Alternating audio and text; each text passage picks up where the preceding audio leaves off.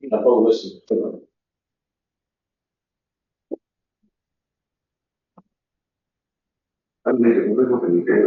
Allô? Oui, voilà. Allô? Oui, DG, on vous entend. Le DG est connecté, vous l'avez accepté? Oui, oui. Allô, allô? Je ne suis pas connecté, je suis connecté. Oui, DG, on a vu que vous êtes connecté, c'est bon. On va lancer. D'accord. Bon, il faut ouvrir les micros et on va lancer. C'est bon? Bon, donc, moi, je peux me déconnecter.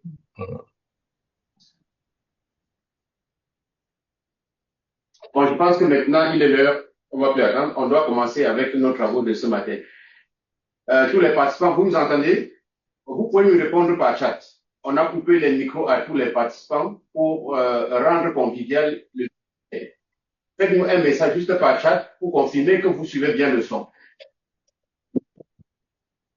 C'est bon. Alors, c'est toujours un plaisir de vous avoir pour un partage sur un domaine qui est le nôtre. Donc, le programme de ce matin va être rapidement déroulé. Nous allons suivre le mot du DG de la Citadelle qui va introduire les travaux qu'il suit personnellement. Et directement après le mot du DG, nous allons enchaîner avec la présentation.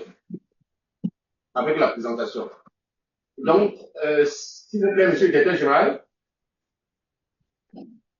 nous vous prions de prendre la parole pour l'ouverture des travaux. Merci. Merci. Mesdames et messieurs, chers partenaires, c'est avec un grand plaisir que je prends la parole.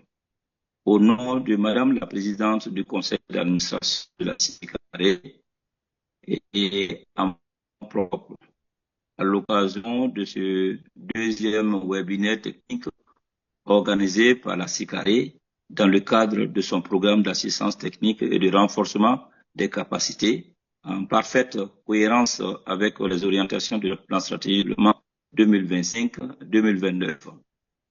Je vous remercie pour votre forte mobilisation et l'intérêt constant porté aux initiatives de la CICARE avec plus de 1000 inscrits. Votre présence illustre l'importance accordée à la prise des risques et à l'excellence technique. Au-delà des performances solides enregistrées en 2025, notre ambition demeure avant tout technique et institutionnelle. Accompagner le développement des marchés d'assurance et promouvoir une culture de souscription fondée sur une analyse rigoureuse des risques. Le thème de ce webinaire, consacré à l'assurance bris de machines, s'inscrit pleinement dans notre vision. Tant cette couverture est stratégique pour des secteurs clés comme l'énergie, l'agro-industrie, les mines et les infrastructures, branches à forte valeur ajoutée et à haute technicité. Le bris de machines exige une analyse rigoureuse du risque et une tarification appropriée, condition essentielle de la rentabilité des portefeuilles. À travers ce webinaire, la CICARE vise à partager les principes fondamentaux, les bonnes pratiques de souscription et de tarification afin de renforcer la prévention des sinistres et la solidité technique des compagnies. La sécurité industrielle doit rester une préoccupation permanente pour l'ensemble des acteurs, assurés, assureurs et réassureurs. L'assurance bris de machine permet d'indemniser une machine endommagée, indemniser même les pertes d'exploitation suivant les garanties souscrites afin d'aider à la reprise des activités du client, mais elle ne peut jamais ramener la clientèle perdue, encore moins ressusciter une vie humaine. Je vous invite donc à suivre cette session avec attention, à participer activement aux échanges et à tirer pleinement profit des enseignements qui seront partagés par vos experts. Je formule le vœu que ce webinaire contribue à renforcer vos pratiques professionnelles et à consolider la solidité technique de notre secteur d'activité. Sur ces mots, je déclare officiellement ouvert le webinaire technique consacré à l'assurance de machines et vous souhaite des échanges riches, instructifs et fructueux, tout en vous invitant davantage au prochain webinaire. Je vous remercie de votre attention. Merci à tout le monde et portez-vous bien surtout. Merci DG. Nous venons de suivre le mot d'introduction du DG et nous remercions le DG. Et directement, nous allons enchaîner avec le webinaire. Quelques modalités pratiques. Les questions, il faut transmettre les questions par chat. Nous avons une équipe ici qui reçoit les questions. Certaines questions peuvent faire l'objet de réponses immédiatement. Les autres questions feront l'objet de réponses par le principal intervenant à la fin des travaux. Et donc, je donne, sans plus attendre, la parole à Monsieur Sungalo Siri. Sungalo Siri, c'est un ingénieur électromécanicien. Il est souscripteur non-vie à la CITAE. Siri, tu as la parole. Merci beaucoup, Monsieur le directeur Donald. Merci beaucoup à Monsieur le DG. Donc, nous allons commencer la présentation de ce webinaire consacré à l'assurance des machines. On aura une session d'1 heure de temps. Après la présentation, dans 35 minutes, 40 minutes, je laisse place aux différentes questions.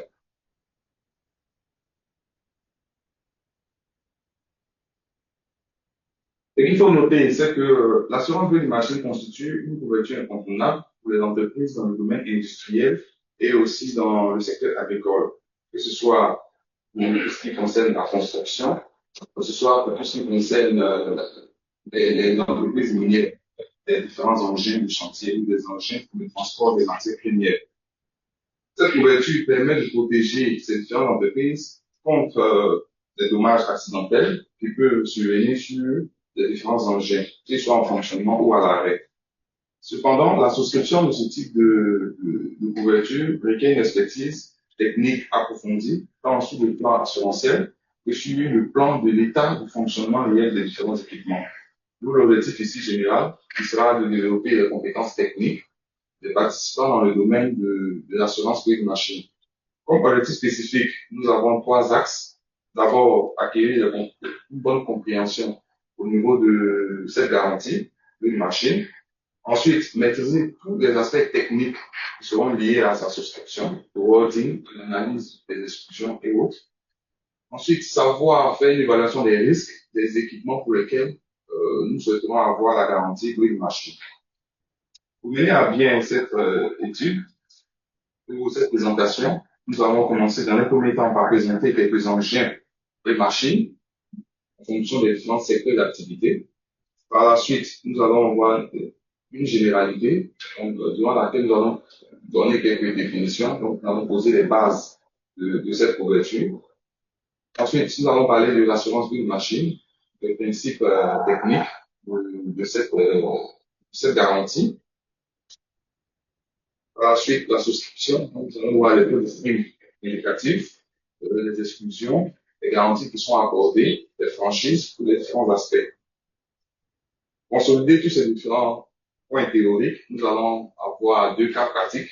Donc, un pour une industrie agroalimentaire et le second cas pour une industrie minière. Et enfin, nous allons présenter la CICARE, qui est l'institution qui organise ce point. Au niveau des engins de chantier, il faut noter que nous avons plusieurs engins, plusieurs équipements matériels que l'on utilise, notamment dans le domaine du bâtiment, des travaux publics, et aussi dans le domaine des mines. Donc, on a certains engins, vous voyez en image, pas mal d'équipements. On a pour habitude de voir ces différents équipements chez nos clients ou dans certaines entreprises. Des bétonnières, des dumpers, des grues de tout modèle peuvent être appelés en bruit de machine. Le matériel électrique, qu'il soit pour des centrales hydroélectriques, des centrales thermiques, des champs solaires, des centrales éoliennes.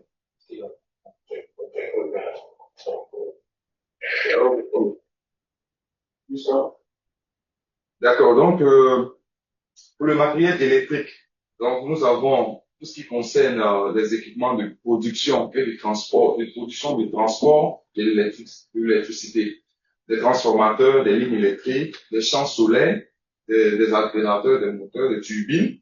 Voilà. Au niveau des turbines, on peut avoir certaines turbines dans le domaine des barrages hydroélectriques. Donc, quelques images de turbines Capron, 36, on a des conduits forcés. On a aussi des équipements de manutention, ce qui est locomotive, des chariots élévateurs, des bandes transporteuses qu'on retrouve dans les aéroports, et tout ce qui est pont roulant pour les différentes manutentions. On pourra retrouver aussi certains engins dans le domaine agricole. Donc, là, on parle d'agriculture industrielle. On a des tracteurs, des tronçonneuses, des stylos de stockage des produits qui ont été récoltés. On a l'industrie du plastique et du caoutchouc. On peut avoir certains équipements, pour voir une image, des broyeurs, des presses à vulcaniser, des thermocelleuses. On peut avoir certains équipements qu'on peut assurer une machine dans le domaine de l'industrie du bois et l'industrie agroalimentaire. Pour l'industrie du bois, on peut avoir des équipements tels que des tronçonneuses, des scies, des presses, des dérouleuses, des séchoirs. Au niveau de l'industrie agroalimentaire, on peut avoir une ligne de production. Là, on va parler des process, des lignes de fabrication, des distilleries, des sucreries, des brasseries, des laiteries, des fromageries, et certains silos et tanks.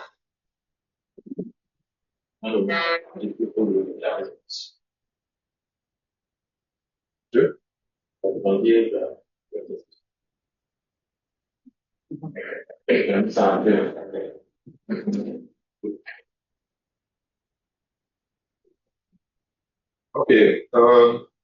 Donc, au niveau des généralités, nous allons commencer avec quelques définitions.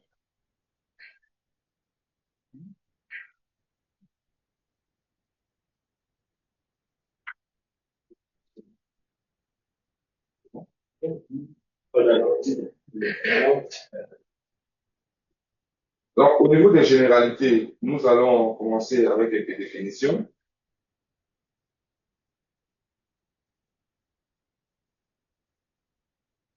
Notamment, nous allons commencer par la valeur catalogue. Qu'est-ce qu'on appelle valeur catalogue pour des équipements? Donc, il s'agit du prix de l'engin ou du matériel à la date de la souscription, donc, ou d'un bien équivalent. Il va prendre en compte tout ce qui est frais annexes, notamment l'emballage, le transport, le montage, les essais et les taxes non récupérables, auxquels on va déduire tout ce qui est rabais et remise. On a ce qu'on appelle la valeur de remplacement à neuf, donc qui représente le coût du bien. Voilà, donc si on n'a pas la valeur de l'équipement, on pourra prendre une valeur équivalente. On va prendre aussi en compte les différents frais annexes, emballage, transport, installation et taxes non récupérables, sans déduction des frais, des rabais et des remises. On aura la valeur d'usage. Cette valeur, ce sera la valeur de remplacement à neuf, à laquelle on va déduire la valeur de vétusté, qui sera fixée de façon contractuelle, elle doit être dans le contrat d'assurance ou à 10 d'espèces. Est-ce qu'on appelle le bris pur? Le bris pur ici désigne tout dommage accidentel qui peut affecter un matériel, qu'il soit d'origine interne ou externe, notamment tout ce qui est grippage, surtension, surintensité, incendie qui a pour origine intérieure de l'équipement. On a certains éléments tels que le boulet d'étranglement, c'est plus dans le cas des lignes de production. On pourra avoir un point, il s'agit ici d'un point critique par lequel transite tout ou une partie de la production. Donc, c'est un élément assez important dans le cas de la détermination des capitaux ou la perte d'exploitation. Le pourcentage de contrôle, donc, il représente la part de la marge brute qui est impactée par un équipement. Donc, il y a un lien entre la marge de pourcentage de contrôle et le boulet d'étranglement. Donc, ce boulet d'étranglement, l'impact qu'il a sur le chiffre d'affaires, donc, représente ici le pourcentage de contrôle qu'on a sur notre chiffre d'affaires, sur notre marge brute. La période d'indemnisation, c'est la période qui commence le jour du sinistre et ayant pour limite la période qui est définie dans le contrat. Il peut y avoir quelques définitions de l'assurance risque machine. Donc, on va définir en trois parties. Déjà, il s'agit d'une garantie partie d'un ensemble des risques qu'on appelle les risques techniques. Et cette garantie couvre des machines et des équipements dans le domaine industriel. Donc, c'est une garantie pour les dommages matériels, qu'ils soient directs ou indirects, pour les matériels de production, qu'ils soient à l'arrêt ou en fonctionnement. Et ainsi que les pertes financières qui seront liées à ces différents dommages. La garantie bille d'exploitation aussi, pardon, la garantie bille de machine, c'est un complément de garantie hors assurance, telle que la garantie qui vient s'ajouter à la garantie constructeur et au contrat de maintenance. En cas de sinistre sur des équipements techniques, on peut avoir un impact, cela peut avoir un impact sur le chiffre d'affaires, donc sur la marge brute, d'où l'assurance aide d'exploitation qui est associée à la grille machine. On va voir ces spécificités par la suite. Quelles sont les causes possibles de bris de machine? On a identifié 3 facteurs. Donc, on a les facteurs internes, facteurs externes et des erreurs humaines. Les facteurs internes, on a tout ce qui concerne des subtensions, des chutes de tension, du grippage, chauffement anormal et des erreurs de montage. On a les facteurs externes, donc ça peut être l'introduction de corps étrangers au niveau de l'équipement, des tempêtes, le fondement des bâtiments. Les erreurs humaines, on peut avoir des fausses manipulations, le fait aussi que les différentes équipes ne soient pas suffisamment formées, les erreurs d'utilisation, les défauts d'entretien peuvent être à la base des briques batteries. On a parlé tout à l'heure des couvertures hors assurance. On peut avoir deux types au niveau de la grille de machine. On a la garantie constructeur. Donc, c'est la garantie qui est accordée, donc c'est service après-vente qui est accordé par le constructeur de la machine. Donc, ici, qui garantit seulement les risques liés à la matière, à des défauts de conception ou de fabrication. Donc, est assez limité aussi par rapport aux garanties accordées et par rapport au délai. Ça peut aller de 3 mois, 1 an, 2 ans, 5 ans, ça dépend de l'équipement. Alors, le contrat de maintenance ici, il s'agit d'un contrat qui est mis en place entre le constructeur, le fabricant de l'équipement et le client. Ou si le constructeur ne peut pas fournir ce contrat, il peut vous recommander un prestataire qui a été suffisamment formé, qui est agréé pour travailler sur ces différents équipements. En parlant de maintenance, on va essayer de rentrer définir un peu certains aspects de la maintenance qui sont très importants dans le cadre de la gestion des équipements. Dans la maintenance préventive et la maintenance corrective. Donc, la maintenance corrective, on a deux éléments. La maintenance palliative. Un exemple simple, vous avez votre véhicule, vous faites une crevaison, le remplacement de la roue à la roue secours constitue une mesure palliative. Là, on peut trouver un moyen de fonctionner en mode dégradé, afin de trouver une solution définitive. Le fait de remplacer la roue par une roue neuve, on remet le véhicule dans l'état dans lequel il était, de bon fonctionnement. On se retrouve là à faire la maintenance curative. Au niveau de la maintenance préventive, là, nous avons 3 parties. La maintenance systématique, qui est basée sur les différenciers. Comme un exemple, la vidange de l'huile des engins ou des véhicules. Ensuite, on a la maintenance conditionnelle, en fonction des seuils qui seront prédéterminés. Un exemple simple, remplacement des freins, le système de freinage de votre véhicule. En fonction de l'usure, donc de l'épaisseur des patins de frein, qu'on pourra procéder au remplacement. Dans la maintenance prévisionnelle, donc, là, souvent, on va faire ce qu'on appelle l'analyse vibratoire, le contrôle des installations électriques, l'analyse par thermographie infrarouge. Ces différents éléments rentrent dans le cadre de la maintenance prévisionnelle. Nous allons passer à l'assurance d'une machine en tout cas. Déjà, au niveau de l'assurance d'une machine, nous avons 2 formulations. Donc, la formule avec désignation ou la formule désignation du matériel, la formule globale et la bonne formule. Nous allons voir ensemble. La formule avec désignation, donc là, seul le matériel qui est désigné est garanti. Donc, le client ou le prospect peut décider de garantir le matériel qu'il souhaite dans son parc, peut identifier certains équipements. Au niveau de ce type de garantie, il est beaucoup recommandé dans le cas de parcs de matériel hétérogène, lorsque on parle des mêmes équipements dans notre parc, on peut utiliser ce type de garantie. On a la formule globale, donc comme le nom l'indique, c'est une formule vraiment qui prend en compte l'ensemble du parc, est beaucoup utilisée dans les sous-limites ou les contrats global dommage. On va voir les sous-limites de prix de machine. Donc là, on ne fait pas de distinction, on va utiliser l'ensemble du parc. Elle est beaucoup recommandée dans le cas de matériel standard et homogène. Au niveau des pertes d'exploitation, on va utiliser aussi ces deux formulations, la formule avec désignation ou la formule avec la formule globale pour déterminer notre garantie et l'exploitation.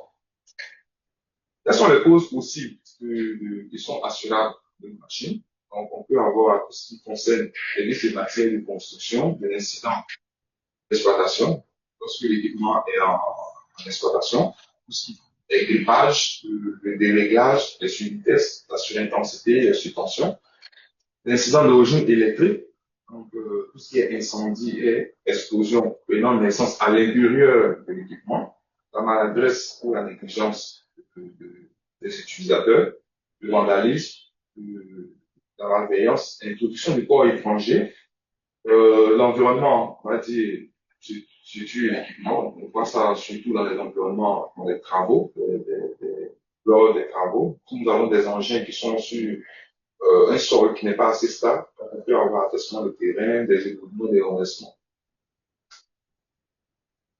Les principaux critères d'approche technique qu'on peut avoir dans le cadre de l'abri de machine. Pour l'abri de machine, on pourra, avant de souscrire une politique de machine, il faut s'assurer que l'équipement est utilisé par rapport à sa conception. On sait pourquoi l'équipement a été conçu. Il faut s'assurer que c'est ce rôle le plus joue l'équipement. L'environnement dans lequel l'équipement est utilisé, faire attention, c'est un environnement explosif. S'il y a présence de poussière, de coco, si l'équipement doit travailler en zone totalement immergée, la durée d'utilisation, s'il s'agit d'un fonctionnement 24 heures sur 24, donc en 3 fois 8, en 8 heures, ou en 2 fois 8 heures, ou seulement en journée, il faut prendre en compte ce paramètre, l'âge du matériel, les conditions d'entretien, est-ce qu'il y a un contrat de maintenance, est-ce que la maintenance est faite en interne, la nature et la fréquence des sinistres, donc la sinistralité sur 3 à 5 ans.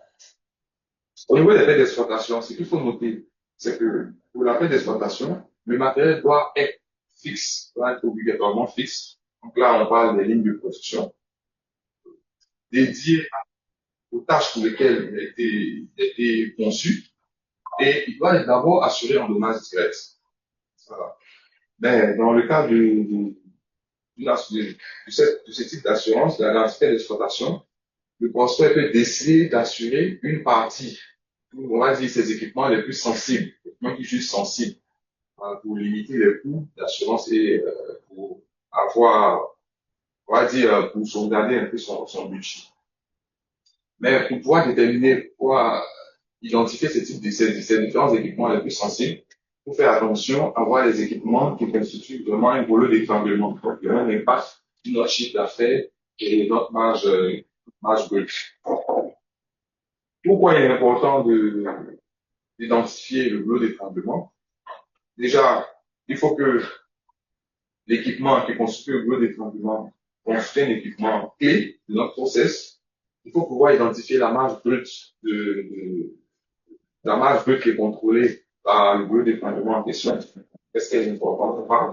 Est-ce que le matériel est utilisé de façon excessive, c'est-à-dire en 3 à 8, 4 heures sur 24 ou en 16 heures sur 24? Est-ce qu'il y a l'existence de pièces de rechange à disposition sur on va dire un prestataire non loin à proximité? Les délais de remplacement, est-ce qu'ils sont assez raisonnables? La période d'indemnisation, on prend en compte tous ces différents aspects lorsqu'on veut identifier l'équipement qui constitue le rouleau d'étranglement. Au niveau de la marge brute à assurer, elle constitue ici la différence entre le produit d'exploitation, ce sera ici le chiffre d'affaires auquel on va ajouter les produits qui sont stockés, et des charges variables, donc pour un exercice comptable. Il faut noter que la marge brute c'est vraiment une notion assurantielle, pas une notion. Par contre, par conséquent, elle doit être contractualisée. Elle doit figurer dans notre contrat.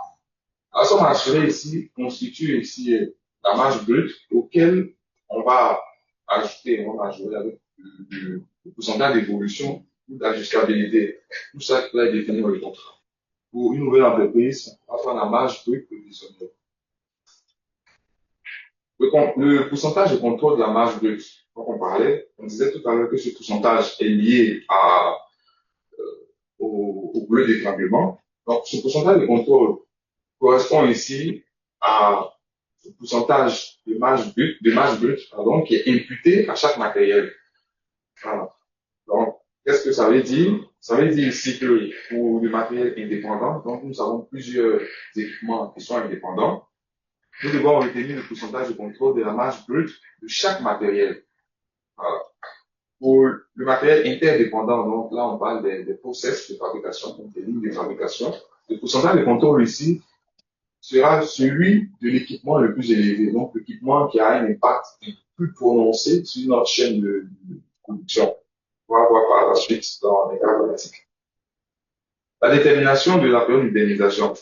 Cette période prend en compte plusieurs facteurs, donc des facteurs qui sont liés au matériel ou à l'activité. Donc, elle doit prendre en compte plusieurs paramètres, notamment la nature du matériel. Est-ce que c'est un matériel de réparation, les délais de réparation, de fabrication, les délais de remplacement. Est-ce que si le matériel n'est pas à disposition, est-ce qu'on pourra trouver des mesures palliatives ou des solutions de contournement? Donc là, globalement, on va se dire, est-ce qu'on a un plan de continuité d'activité si le matériel est endommagé? Donc, si nous avons il pourra avoir un impact sur notre période d'indemnisation. Cette période peut être fixée à le client de prospect. En général, elle est comprise en 3 et 12 mois. La souscription au niveau de la grille de machine. Quels sont les renseignements qu'il faut pour souscrire à la grille de machine? Déjà, il faut connaître l'activité de notre prospect, la nature du matériel, donc l'identification exacte de chaque équipement avec le nom, l'origine, l'année de fabrication, le numéro de série, la puissance, l'année de fabrication de chaque matériel, c'est un élément très important. Voilà pourquoi le rythme d'utilisation, on va dire, en 3-8, en 2-8 ou en une journée, ça va dépendre de comment est-ce qu'on utilise l'équipement. Ça aura un impact lors de notre planification. Les mesures de prévention qui existent, est-ce qu'il y a des contrats de maintenance, est-ce qu'il y a un système de maintenance qui est mis en place avec les équipes, est-ce qu'on a des moyens d'extinction en cas d'incendie par dessus. L'assiette de cotisation donc déterminée avoir la valeur catalogue de l'engin ou du matériel. Donc, il faut vraiment s'assurer que tous ces éléments sont dans votre questionnaire, vous allez transmettre au prospect. Il faut aussi la sinistralité minimum sur 3 ans, sinon sur 5, et savoir est-ce que le prospect est dans votre est client chez vous, dans votre portefeuille. Si oui, est-ce qu'il se comporte bien, est-ce qu'il y a une bonne sinistralité, tout ça. Pour le calcul d'engagement, on va prendre en compte plusieurs aspects. Déjà, le SMP, on aura ce qu'on a appelé le SMP global. On va prendre en compte le SMP de marge directe, auquel on va ajouter le SMP en fait d'exploitation. S'il souhaite garantir s'assurer seulement de marge directe, on va prendre le SMP va constituer la valeur la plus élevée, donc le coût le plus élevé du matériel, de l'ensemble du matériel. Ensuite, au niveau de la perte d'exploitation, en formulation avec désignation, donc on aura le montant de la marge brute auquel on va pondérer le pourcentage de contrôle. Donc on prend la marge brute et on va pondérer le pourcentage de contrôle le plus élevé sur la période d'indemnisation. Il faut ramener toujours la période d'indemnisation, on le verra dans le cas pratique. En formule globale, on va prendre le montant de la marge brute assurée, auquel on va pondérer la période d'indemnisation et on va ajouter les différents frais et honoraires. Au niveau du taux des primes, ce qu'il faut noter, c'est que le taux des primes s'applique à la valeur de l'emplacement à neuf de machine en vue de déterminer la prime de base. Voilà, donc, il faut surtout déterminer pour des machines qui sont vraiment surveillées, qui sont maintenues, qui sont en bon état de marche. Donc, il faut s'assurer de ces différents aspects. Et c'est un taux qui doit être basé sur la semestralité au jour de la souscription. À ces carrés, nous avons quand même quelques taux indicatifs. Donc, nous avons, disons, 3 catégories.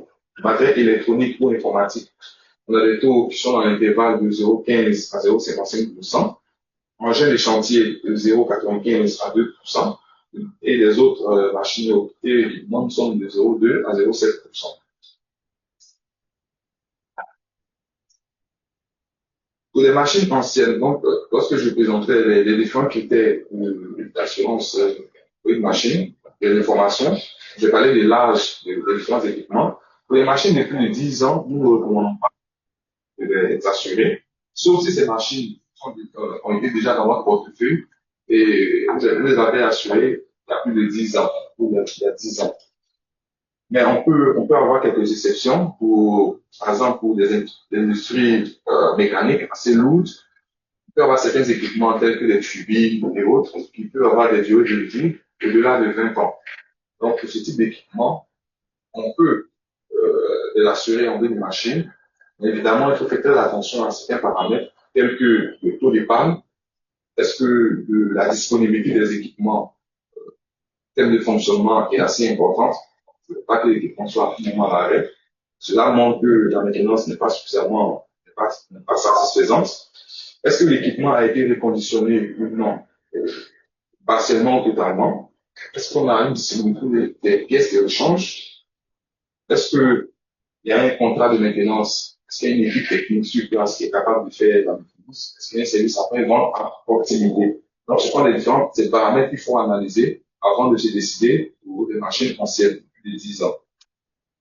Au niveau des franchises, pour les dommages directs, nous avons deux types. Donc, les franchises absolues, les franchises absolues, fixer un montant, exemple 1 million pour chaque équipement. Et la franchise relative, 1% de la valeur à 9. Au niveau des pertes d'exploitation, le nombre d'instruments en nombre de jours avec un minimum de 7 jours. L'assurance d'une machine ne peut être souscrite sans franchise.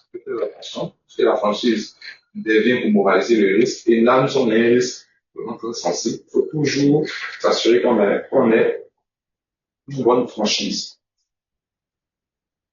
On a certains éléments qui peuvent avoir un impact sur le taux de prime, notamment majoration des rabais.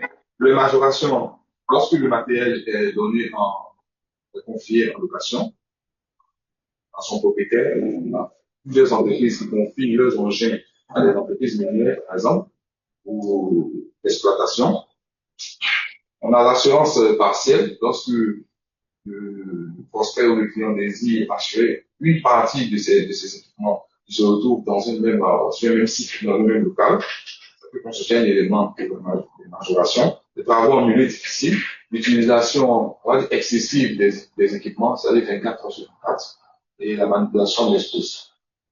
Au niveau des rabais, si l'équipement si nous sommes dans le cas d'un équipement qui est neuf, si nous avons un contrat de maintenance en bonne et due forme, nous avons un système de maintenance qui est rigoureux et optimal, nous avons des équipes suffisamment formées. Si les risques électriques sont exclus et si l'équipement se trouve en crédit, a été acheté en crédit en leasing, on suppose qu'il est quand même suivi. Pour les exclusions, on a pu voir les exclusions normales, corrosion, de fautes intentionnelles et négligence, les dommages produits par les incendies, les catastrophes naturelles, les dommages indirects, et tout ce qui concerne les vices ou défauts qui étaient connus au jour de la souscription. On a quand même des cas particuliers de matériel portable en production ou à usage non sédentaire. Par exemple, des caméras infrarouges qui peuvent être utilisées sur plusieurs sites dans plusieurs pays. Donc, on a un problème de territorialité. Dans ce cas, il faut faire très attention. Dans le matériel de distribution ou du matériel en libre service, on peut avoir tout ce qui est d'arbres, donc les guichets, les distributeurs de billets ou les guichets de distribution. Donc, on peut avoir du matériel de parc et loisirs. La majeure partie du temps, ce type de matériel a une durée, on va dire, une durée d'à peu près 20 ans. Il faut faire attention, c'est du matériel qui est quand même assez vieillissant. Le matériel informatique à l'usage mixte de production et le matériel de démonstration. Pour des cas particuliers de matériel, vous pouvez vous rapprocher de la CKR et nous pourrons vous aider, vous accompagner dans le cas de demandes de cotation, de tarification. Nous allons voir les cas pratiques. Comme je le disais dans l'introduction, nous avons deux cas pratiques. Le premier cas, il s'agit d'une ligne agro-industrielle, une ligne d'embouteillage. La ligne a 3 ans d'âge, elle coûte environ 1 milliard de francs. Elle fonctionne en 2 shifts, c'est-à-dire en 2 fois 8 heures, 16 heures par jour. Il y a un contrat de maintenance qui existe en bonne et due forme et la sinistralité est nulle. Donc, en regardant tous ces différents éléments, le taux final retenu est de 0,2%, 2 pour 1000. Donc, quand on va appliquer, on pourra avoir une prime d'à peu près 40 millions avec une franchise d'1% de la valeur annuelle. Donc, si nous voulons ajouter la paie d'exploitation, un exemple de l'industrie minière, on se concentre sur un équipement, un des équipements dans le secteur des mines, les concasseurs, les équipements les plus, on va dire les plus sensibles sont les concasseurs. On va prendre le concasseur primaire, qui lui seul représente 60% de notre production, un effet de 60% sur notre marge brute. La valeur du concasseur est à peu près 1,5 milliard, avec 6 ans d'âge, et il est utilisé 24 heures sur 24. Voilà, donc là, on applique un taux à peu près 0,7%, donc 7 500 de prime. Sinon, la paie d'exploitation, donc comme je le disais, la marge brute annuelle qui a été définie par le client est 2 milliards. Le pourcentage de contrôle, 60%. Donc, si nous voulons appliquer, déterminer la marge assurable, donc on se retrouve à 60% et 2 milliards, c'est 1 milliard 200, c'est pas la marge qui sera assurable, mais le prospect, le client a demandé une période d'indemnisation de 6 mois. On va ramener aux 6 mois, donc on se retrouve à une marge assurable de 100 millions. Donc, on va appliquer le taux, donc le taux dommage direct, on sera à une prime de 4 millions 200, donc la prime totale d'exploitation et de dommage direct sera à 14 millions 700, auquel on va ajouter la franchise relative d'1% et la franchise de frais d'exploitation qui est de 7 jours. Nous allons présenter la CKR, qui est l'institution qui organise ce webinaire. Donc, la CKR ici est la compagnie commune des États membres de la CIMA, qui a été créée en 1981, capital de 6 milliards, 60 milliards, excusez-moi, 60 milliards, qui est détenu 51% par les États membres et 49% par les institutions financières telles que la BAD. La CKR intervient dans plusieurs branches d'assurance, notamment en incendie, la caution, le risque technique, lequel nous présentons ce webinaire, transport, énergie, dépenses politiques, c'est destiné à l'assurance vie. La CKR est présente avec son siège à Lomé, le bureau d'Afrique de l'Ouest à Abidjan, le bureau d'Afrique centrale à Douala, là où nous présentons, nous sommes actuellement dans le cadre de ce webinaire. La succursale de Tunis et un bureau de contact au Kenya. La CKR intervient dans à peu près une centaine. Donc, nous avons là quelques répartitions du chiffre d'affaires et les États membres et nos capacités de souscription. Sur ce, je vous remercie pour votre participation. Nous allons prendre quelques questions en fonction du temps que nous avons imparti. C'est-à-dire questions que nous allons essayer de répondre. Pour les questions pour lesquelles on ne va pas donner de suite, vous pouvez nous envoyer un email afin de nous envoyer notre adresse email, nous envoyer un email directement. Nous pourrons vous répondre. Je vous remercie. Et donc, nous avons recensé déjà des questions qui ont été envoyées par chat. Thierry, tu dois nous donner quelques questions qui ont fait l'objet de réponses pendant la durée restant de notre webinaire. Donc, je montre en chat, nous avons reçu 3 questions. Seulement une préoccupation qui est ressortie, c'était qu'il y avait des participants de communication anglophone qui se sont sentis lésés par rapport à tout ce qui a été dit ici. Donc, il faudrait que la prochaine fois, nous puissions penser à eux.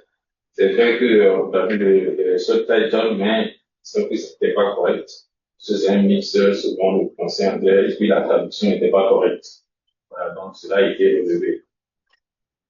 Pour en revenir aux questions, jusqu'ici, nous avons retenu juste 3 questions qui ont été posées dans le chat.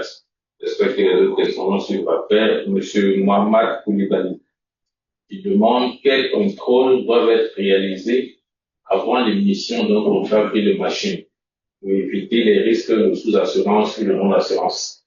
Ça, c'était la première question. Pas question. D'accord, ok.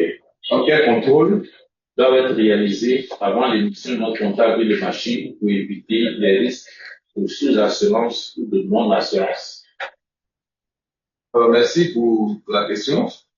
Donc, je pense que ce sont les différents éléments que nous avons cités. Déjà, il faut transmettre un questionnaire qui sera renseigné par le client avec la majeure partie des informations, donc le type d'équipement, l'année de fabrication, les références. Il faut qu'il donne aussi le coût d'achat. Donc, dans certains cas, on transmet le reçu d'achat de l'équipement. Donc, pour éviter la sous-assurance. Donc, si nous transmettons le reçu d'achat, comme ça, on aura la valeur exacte de l'engin. La deuxième question de Monsieur Mohamedou Diallo. Est-ce que l'assureur peut exiger au souscripteur de lui fournir la liste des personnes intervenant dans la manipulation des machines, objet de l'assurance? Oui. On peut demander la liste. Si c'est une équipe technique, on va demander leur qualification. Est-ce qu'ils ont été formés dans le cas d'utilisation de cet équipement, de cet engin?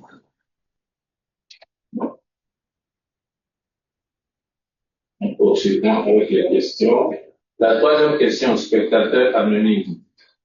Il demande, est-ce qu'on peut revenir sur la définition du goulot d'étranglement et son impact sur l'exploitation?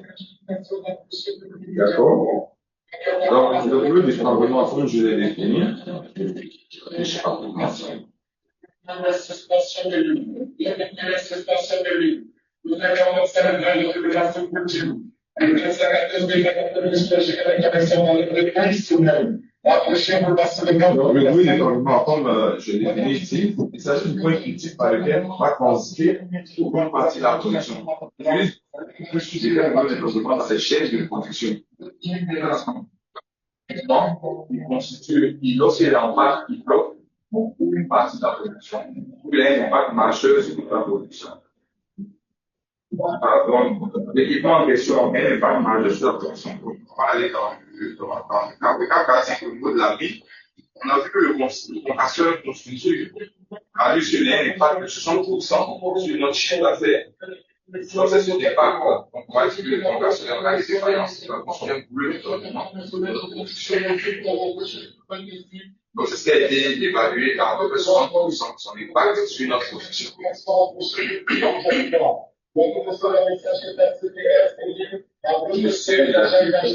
Est-ce que les dommages incendies d'origine interne sont couverts? Oui, parce que j'ai laissé la condition. Les dommages incendies d'origine interne. Mais les dommages incendies, pour la condition, les dommages qui sont liés à l'environnement, je ne sais pas ce qu'ils en font. Voilà, ils doivent être garantis. Moi, j'ai séparé en incendie. Ok.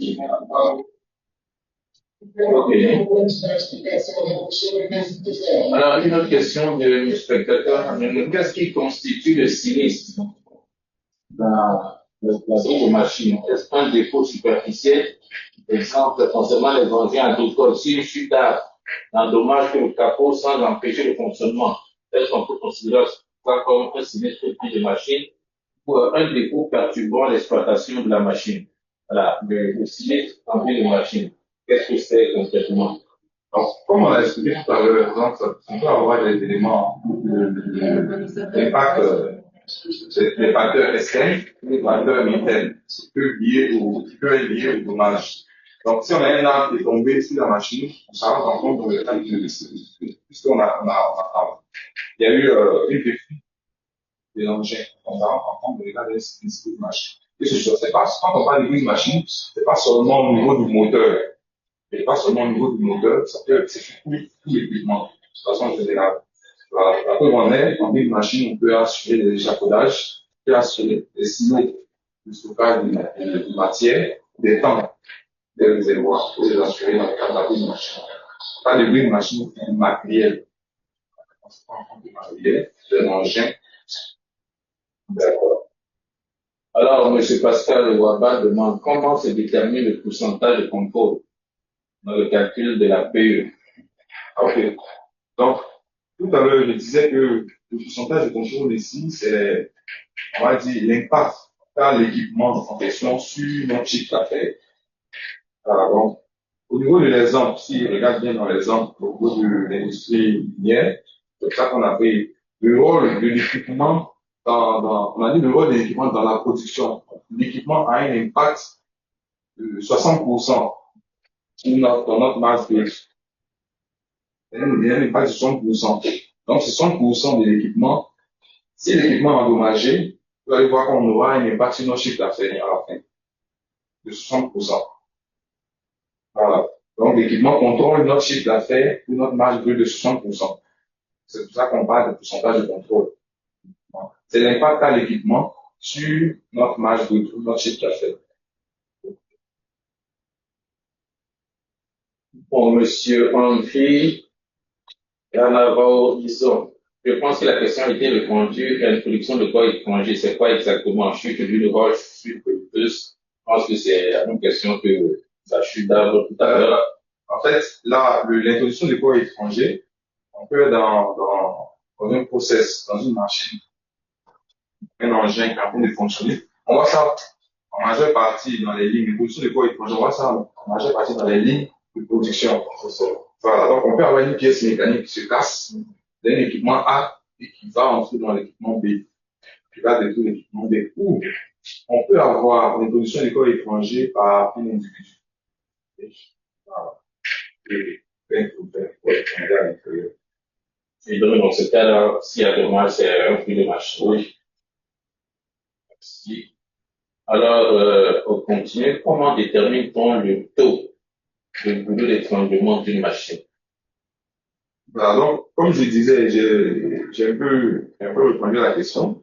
Et c'est pour cela que quand on va demander le questionnaire, quand on va enseigner le questionnaire, si c'est pour une ligne de production, on va demander au client de nous envoyer son diagramme de fabrication, le diagramme de process. Et au niveau du diagramme de process, on va lui demander les capacités de chaque équipement dans le diagramme. Donc, on peut avoir plusieurs équipements qui fonctionnent. Je prends l'exemple simple. On a une ligne de production de 10 tonnes à l'heure. Donc, on va avoir une ligne qui est constituée de 10 équipements, 10 machines. La ligne, globalement, fait 10 tonnes heure. Et sur les 10 tonnes heure, on a un équipement qui fait 7 tonnes heure, par exemple.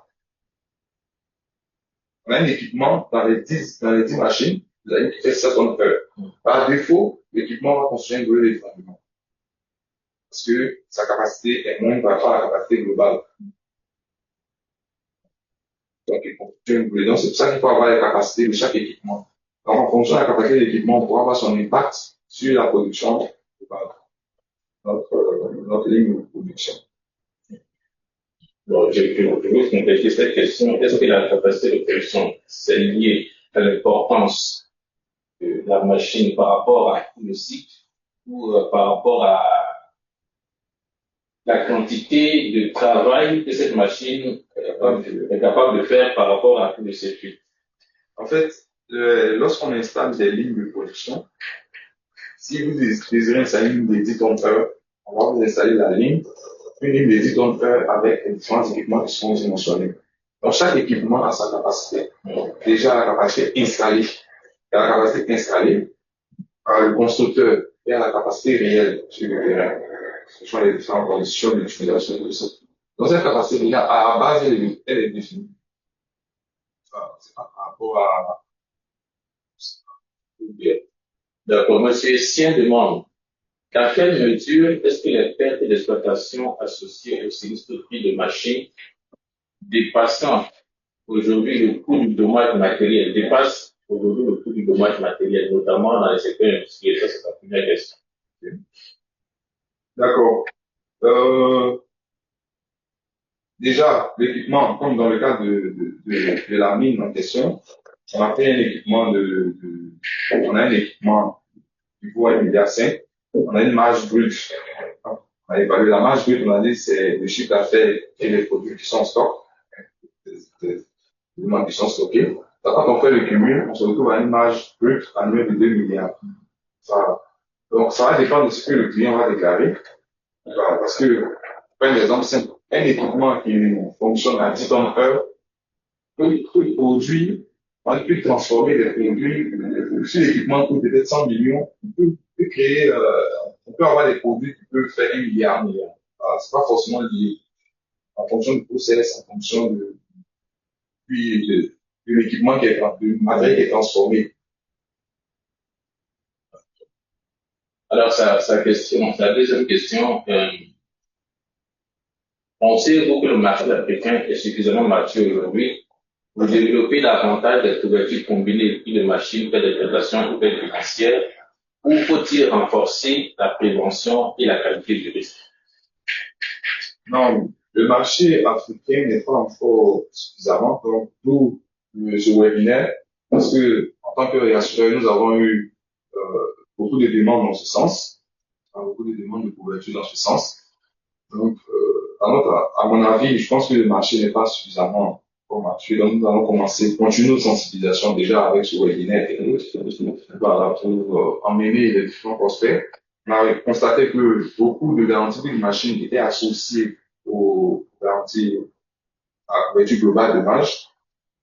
Il faut faire attention. Souvent, nous avons des équipements qui sont très sensibles, qui ont besoin d'une couverture assez séparée. C'est le lieu aussi pour nous de sensibiliser tous ceux qui sont dans le domaine industriel, de pouvoir garantir, il faut pouvoir assurer les différents équipements. Parce que ces équipements sont, on va dire, pour certains, sont sensibles et coûtent vraiment cher. Donc, Monsieur Xavier Atangana, vous faites qu'on revienne sur la valeur assurée. Pour lui, la valeur assurée, c'est la valeur de l'emplacement à neuf. Selon sa compréhension, quelle valeur est-ce qu'il peut obtenir si le client nous déclare la valeur d'acquisition, c'est-à-dire à l'achat? Quelle est la valeur dont il peut tenir compte? À l'achat, c'est ce que nous on va appeler, dans notre cas, on a dit que la valeur à neuf, c'est la valeur au jour du sinistre. Ça va être pourquoi? Assuré. Enfin, la valeur assurée. C'est la valeur au jour du sinistre, la valeur à neuf. Maintenant, la valeur, comment on va dire, la valeur catalogue, on utilise ici dans le cadre de notre qualification. Pourquoi la valeur catalogue? Parce que c'est la valeur à l'instant T, le jour de la souscription. Pourquoi vous faites la différence entre ces deux valeurs? Tu peux assurer un équipement dans un portefeuille depuis 10 ans. C'est après 10 ans qu'il y a le sinistre. Alors, je prends quelle valeur? La valeur de remplacement à neuf de l'équipement équivalent, avec les mêmes caractéristiques, la même puissance. Cette valeur-là que je vais utiliser. Voilà, j'ai pu prendre la valeur, peut-être que la valeur, il y a eu quelques modifications, il y a eu quelques ajustements et tout ça. Cette valeur que je vais considérer maintenant. Il faut faire vraiment la différence.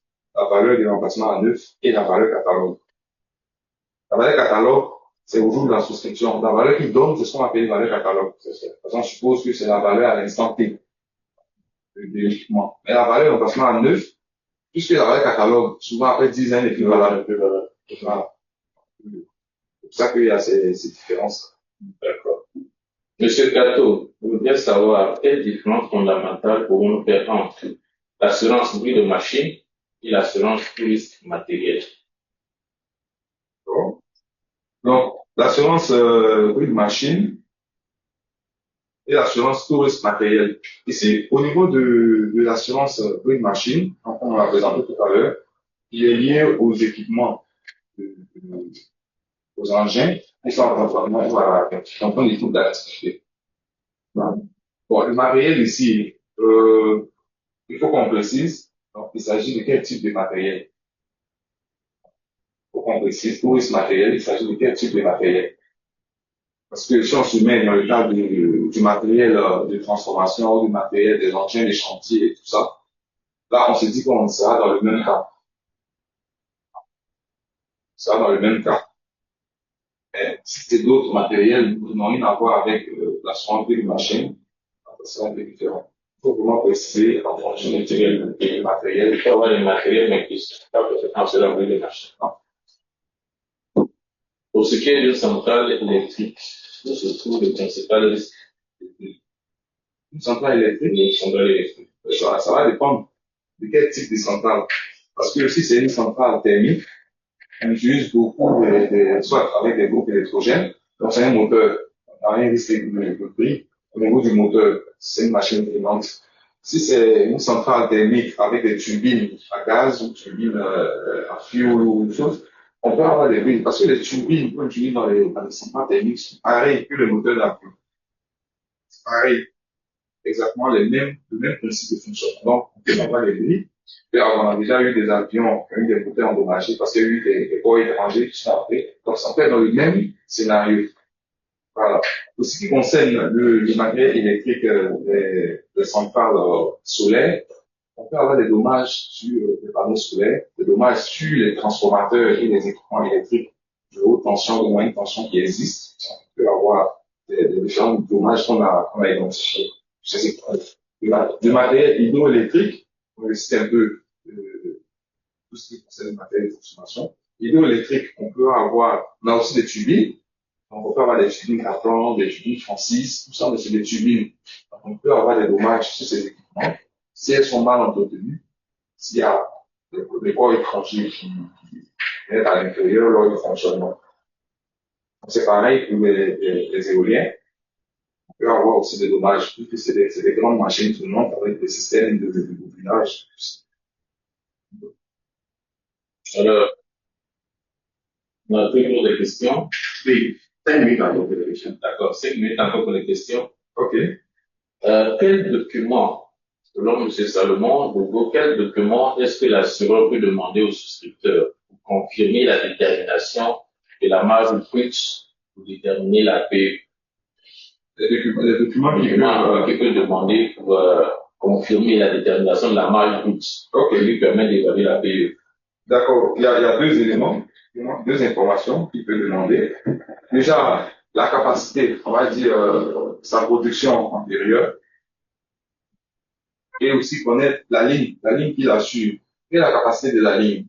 Et on peut dire que ma ligne, chaque année, elle peut produire 300 000 tonnes, par exemple, de produits finis. On va demander des chiffres d'affaires des exercices précédents. Parce que c'est sur base de chiffres d'affaires qu'on pourra regarder si la marge brute que le client nous communique est cohérente. Voilà. C'est un peu comme les frais d'exploitation en assurance incendie. Il faut toujours avoir une idée de ce que le client gagne. Voilà. Donc, il faut toujours avoir une idée des marges que le client fait ou du bénéfice qu'il fait son chiffre d'affaires des années antérieures. Alors, une autre question que je vais terminer avec une seconde, la question de la mise d'état financier. Sarah, voilà. Alors, Madame Sarah, est-ce que pour souscrire une assurance BDM, un contrat de maintenance est-elle obligatoire? Je le combine avec une autre question. Est-ce que justement, le fait d'avoir un contrat de maintenance, ça permet de réduire la tarification? Oui, je vais présenter les éléments qui peuvent avoir un impact sur le taux de prime au niveau des rabais. Donc, j'ai parlé du contrat de maintenance. Donc, si un contrat de maintenance est plus précisé, le contrat de maintenance est réalisé par le constructeur de la machine, effectivement, et ou par un prestataire qui est agréé par le constructeur, ça peut avoir un impact. Donc, ça peut favoriser un rabais sur notre taux de prime. Donc, c'est nécessaire d'avoir un contrat de maintenance. Oui, si on a un contrat de maintenance, dans tous les cas, si on n'a pas le contrat, ça va, tu vois, les majorations. Plus ne pas avoir un contrat de maintenance, mais avoir une expertise en interne ou des éléments qui ont été formés par le constructeur, et puis, voilà, en fonction des niveaux de maintenance. Ça aussi, c'est des éléments qu'on peut apprécier en signant le formulaire, en posant des questions aux clients. Exactement, je pense pas à évoquer les restrictions. Donc, quelle est la meilleure pratique pour assurer un parc de machines hétérogènes? D'accord. La meilleure pratique pour assurer un parc de machines hétérogènes, donc déjà, il faut pouvoir identifier l'ensemble des équipements donc, individuellement pour avoir les caractéristiques de chaque équipement, chaque engin. Donc, quand je dis les caractéristiques, le nom, le numéro de série de l'équipement, son année de mise en service, son fabrication, sa capacité, sa puissance, il faut avoir ces différents éléments. Dans le cas d'un parc hétérogène, il faut pouvoir déterminer le taux de prix pour chaque équipement. On peut avoir par exemple, dans une entreprise de BTP, on peut avoir des grues sur des engins, des grues fixes, des grues mobiles, on peut avoir plus de types de grues, on peut avoir des chargeuses, une chaîne, on peut avoir des chargeuses sur pneus. Ces équipements n'ont pas les mêmes taux. Donc, il faut pouvoir déterminer. Donc, il faut déterminer chaque équipement va apprécier individuellement. Avec la nouvelle, ça c'est M. Daouda Ndiaye, avec la nouvelle tarification FANAF au niveau de la PVT, quelle est l'incidence sur la garantie VDL? Bon, je pense que la réponse est claire, c'est un peu comme les clauses FANAF existaient. Il faut toujours assurer, on va dire de façon séparée. Il faut toujours assurer de façon séparée. La police FANAF est venue pour dissocier, on va dire, pour éliminer toute ambiguïté des produits. Il faut toujours avoir une politique séparée. Une dernière question. Okay. Une dernière question.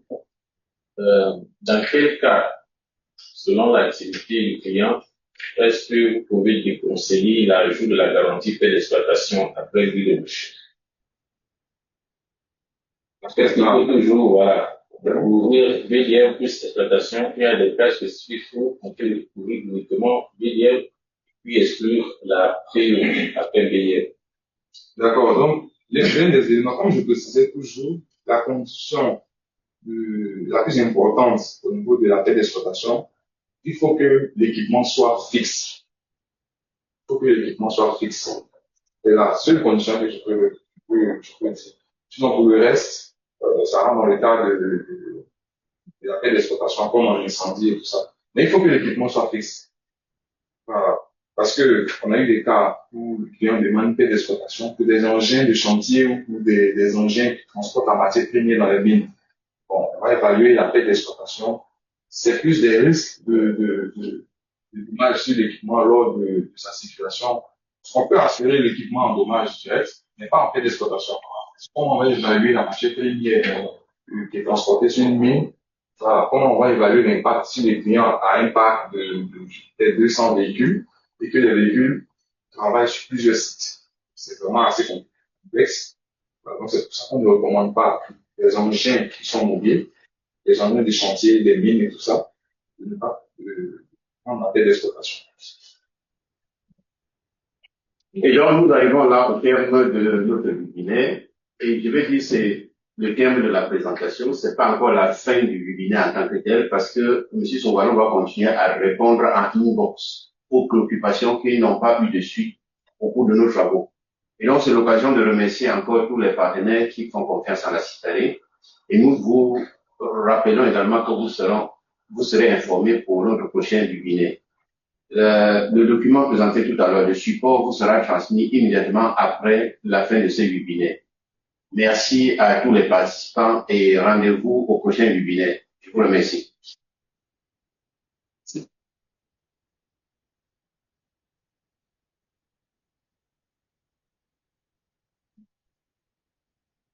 Bon, venez. Oui, pour le micro.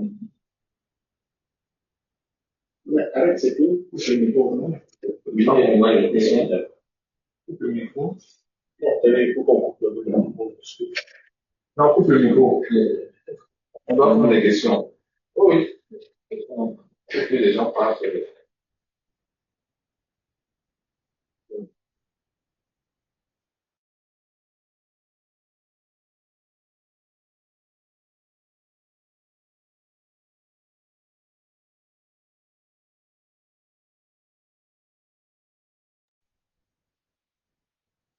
Allô, c'est fini maintenant? Allô, there? Tu peux la couper.